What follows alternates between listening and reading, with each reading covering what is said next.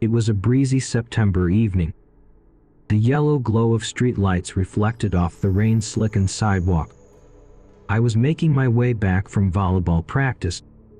I usually took the bus, but I ended up missing it that day and didn't feel like waiting another 20 minutes for the next one to show up, so I decided to save some time and just walk home instead.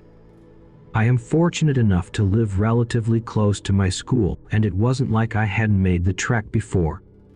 It's a fairly gated neighborhood, one of those places where your neighbors will judge you if you forget to mow your lawn that week or neglect to put up the appropriate holiday decorations. Crime is virtually unheard of in these parts, so I, who couldn't have been older than 13 at the time, didn't feel scared walking alone after dark.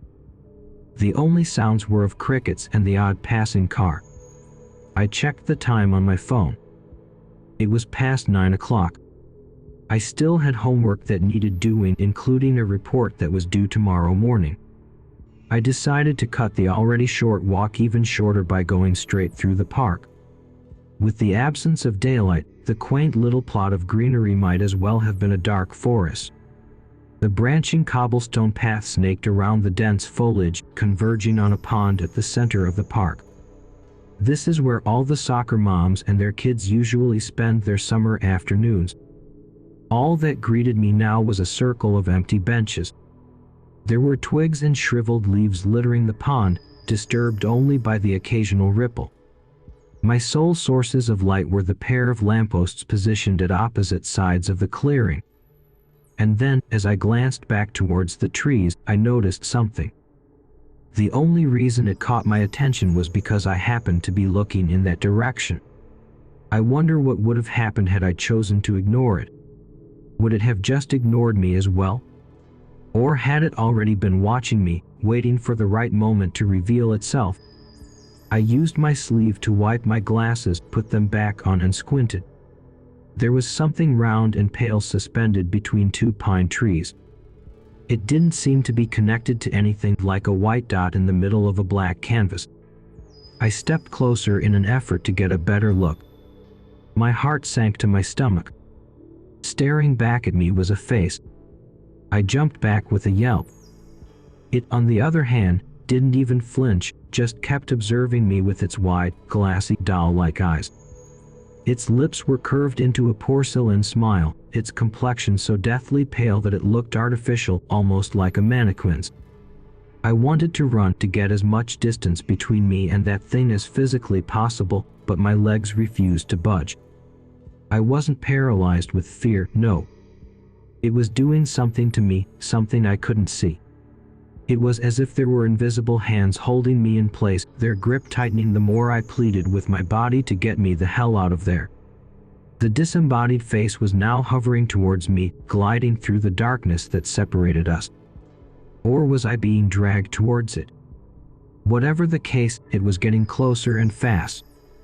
I could do nothing but shriek in horror as its mouth suddenly began to open. It stretched past all conceivable limits, revealing a toothless void that could easily fit me whole. I squirmed against whatever was restraining me, but it made little difference. I could see it in its eyes, the satisfaction, the hunger, as its black maw drew closer and closer. I've never been a particularly religious person, but someone or something must have been looking out for me that night. What happened next was nothing short of a miracle. Just as I had all but surrendered to my fate, I was suddenly yanked back by the waistband of my sweatpants. A large and hairy shadow jumped in front of me, shielding me from the pale apparition's impending approach. Judging by the collar around its neck and the leash it dragged behind, it appeared to be someone's dog. Still in shock, I could only sit there and watch as it faced off against the thing in the woods. Its guttural barks reverberated throughout the park. The owner, an older woman in her 50s, came running not long after. She proceeded to try and help me up while apologizing profusely, immediately assuming that it was her dog that had attacked me. I shook my head and attempted to explain, although I doubt that anything that came out of my mouth sounded even remotely coherent. By the time I managed to formulate a full sentence, the face had disappeared. Only empty darkness occupied the space where it once had been. The most terrifying part? I never found out what that thing actually was. A ghost? A monster? A product of a schizophrenic episode? For all I know, I could wake up one night and spot it grinning at me from across the room.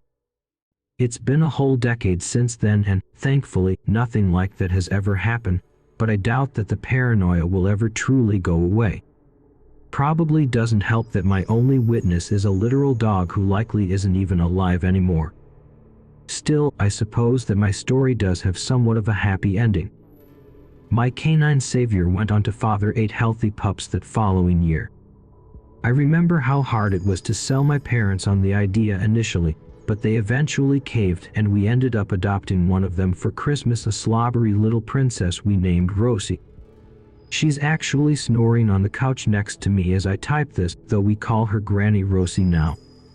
She's turning 9 next month. Hopefully we'll get to celebrate it. With how uncertain things are in the world right now, you never know. I know it's customary to end stories like these with some sort of warning. The problem is that I have as much of an idea of what happened that night as you do. Trust me, I'd love to randomly come across some old newspaper article or forum post that conveniently validates my experience. Would have certainly saved me the years I've spent doubting my mental health. Unfortunately, the real world rarely works like that. My luck doesn't stretch quite that far, it seems. I'll just leave you with this small piece of advice instead. If it's late and you have the option, please just take the damn bus.